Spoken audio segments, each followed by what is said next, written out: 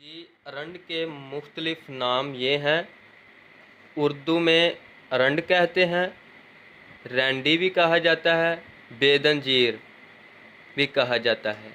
Marathi red, फ़ारसी बेदंजीर, हिंदी हेरमो, अरबी खर्द, अंग्रेज़ी ration डिपामा crusty, तुर्की करचक, हिंदी अरंड, अंड,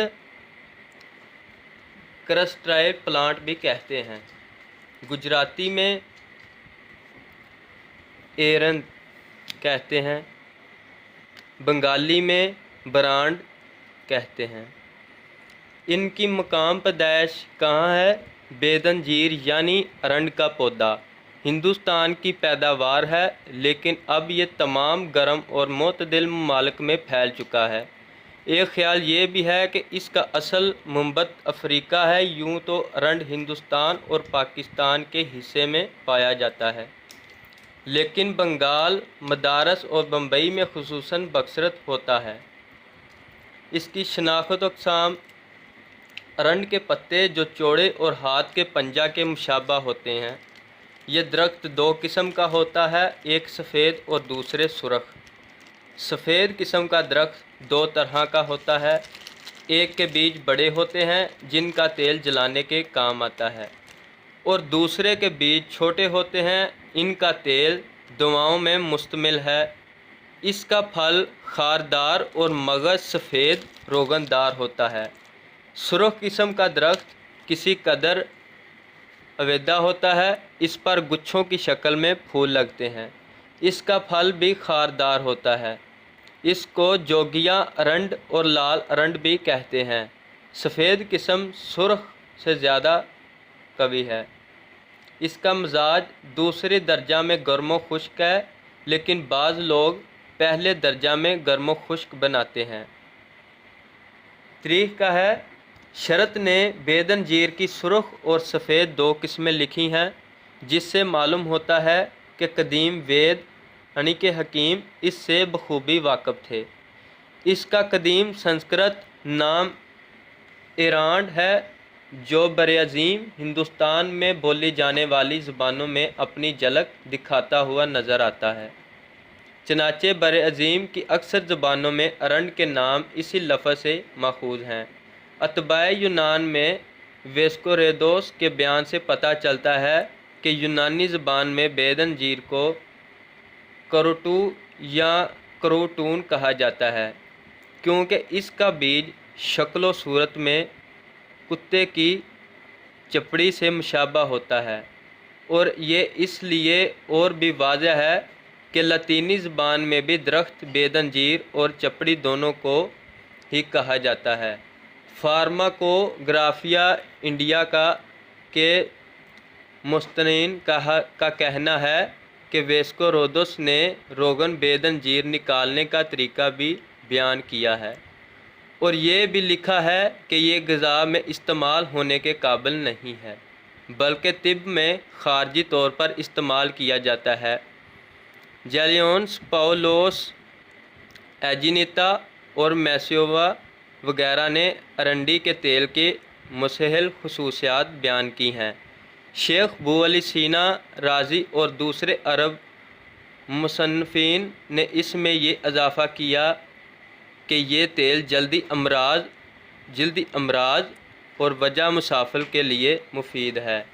अरब अतबा इसे समसम अल हिंदी कहते थे, जिससे मालूम होता है कि इन्हें इसका इल्म हिंदुस्तान से हुआ था, और जैसा कि फार्माकोग्राफिया इंडिया के मुसन्निफ़ीन ने बयान किया है, अरब अतबा ने बेद अंजीर के जो अफ़ाल व ख़वाइस लिखे हैं वो वही हैं जो संस्कृत मुसन्निफ़ीन ने बयान किए हैं।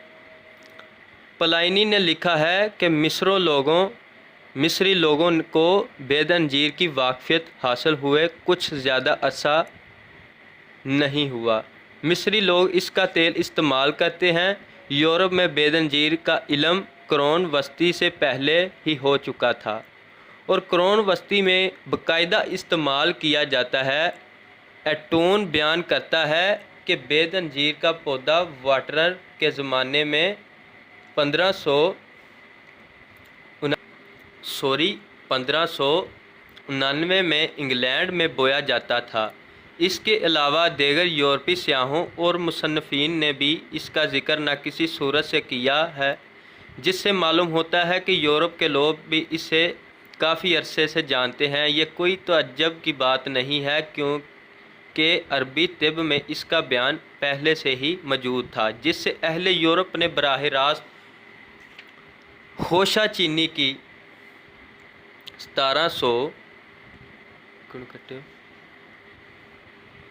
1764 میں پیٹروکیونین نے، جو غرب الہند کا ایک فزیشین تھا، رسالہ روغن بیض انجیر وغیرہ کے نام سے ایک مضمون شائع کیا، جس میں اس نے پرزور سفارش کی کہ اس کو خفیف مسہل کے طور پر استعمال کیا جائے۔ پھر اس کے تھوڑے عرصے کے بعد 1788 میں اسے برٹش فارماکوپیا میں داخل کر لیا گیا، اور اب یہ دیسی اور بدیسی طریقہ علاج میں بخشر مشتمل ہے۔ کیمیائی تجربہ یہ ہے: ارنڈ کے بیجوں سے تقریباً 50% تیل نکلتا ہے، جو بیجوں کو کولو یا مشین میں پیل کر حاصل کیا جاتا ہے۔ اس تیل میں خفیف مسہل تاثیرات ہوتی ہیں۔ اس کا مفصل بیان آگے علیحدہ درج ہے۔ تیل نکالنے کے بعد بیجوں کو جو پھونک بچتا ہے، اس کی تاثیرات بہت قوی ہوتی ہے۔ اس پھونک سے ایک جزو ایسی نون حاصل کیا گیا اور ایک نہایت سمی جو ہیروویسن نکالا گیا۔ بیجوں کو کولو میں پیلنے سے جو تیل نکلتا ہے وہ فراری نہیں بلکہ قائم ہوتا ہے۔ روغن بیض انجیر کا جزو مؤثر ریسونیلٹی ایٹ آف گیسرل مانا جاتا ہے۔ اسیسن ایک ایسومنی جزو ہے جس سے الحتوی معلومات پیدا ہوتی ہے اور مسہل نہیں ہے۔ افالوخوائس ارنڈ کا تخم کا مغز ورموں کو تحلیل کرتا ہے اور دردوں کو تسکین دیتا ہے۔ جلا یعنی صفائی پیدا کرتا ہے، مسہل اور ملین ہے، اور جیسا کہ کیمیائی تجربے میں بیان کیا جا چکا ہے، قوت اسہال روغن کی نسبت انجیر میں زیادہ ہوتی ہے۔ ارنڈوں کے پتوں میں بھی یہی افالوخوائس پائے گئے ہیں، لیکن اس میں ترقیات زیادہ ہوتی ہے اور مذکورہ افعال ضعیف ہوتے ہیں۔ ارنڈ کے افعال اور استعمال کی تفصیل درج ذیل ہے۔ امراض دماغ: مغز تخم بیض انجیر کے کھانے سے رگوں کا تقویہ ہوتا ہے، اعضاء میں قوت آتی ہے اور درد سر، فالج، لکوہ اور ریشہ وغیرہ اوراد رفع ہوتے ہیں۔ ارنڈ کی چڑ پانی سے گس کر سر پر لیپ کرنے سے درد سر کو آرام ہوتا ہے۔ امراض چشم: ارنڈ کے پتوں کو پیس کر جو کہ آٹے میں ملا کے ضماد کرنے سے آنکھوں کے آس پاس کے ورموں، گلے کی گلٹیوں اور اعضاء کے ورموں کو فائدہ ہوتا ہے۔ امراض چشش: ارنڈ کے پتے آٹے کے دونے میں رکھ کر اور روٹی کی طرف بڑھا کر توے پر پکا لیں اور انہیں نکال کر صبح کے وقت بقدر ناخن پان میں رکھ کے کھائیں، کھانسی اور دمہ جاتا رہتا ہے۔ امراض معدہ ماء: 10 عدد مغز تخم ارنڈ پیس کر ماء العسل کے ساتھ کھانے سے دستوں کے راستہ سے رباط، مائع اور پیٹ کے کیڑے نکل جاتے ہیں۔ کولنج کے درد کے واسطے پیٹ پر مغز تخم ارنڈ کا لیپ بہت مفید ہے اور اس کا کھلانا بھی نافع ہے۔ دونوں طرح قبض رفع ہوتا ہے۔ ارنڈ کے نرم پتے پیس کر کاغذ پر لگا کر کولنج کے مریضوں کی ناف پر لگائیں اور اس کا تیل پلائیں تو فائدہ ہوتا ہے۔ اس طرح ارنڈ کے پتوں کا پانی تیل میں ملا کر نیم گرم کر کے پیٹ پر ملنے سے رہی درد کو آرام ہوتا ہے۔ مغز تخم ارنڈ مغز تخم ارنڈ 4 گنا گائے کے دودھ میں پیس کر جوش دیں، جب کھوئے کی طرح ہو جائے تو اس میں مغز تخم ارنڈ کے برابر شکر ملا کر حلوہ بنا لیں۔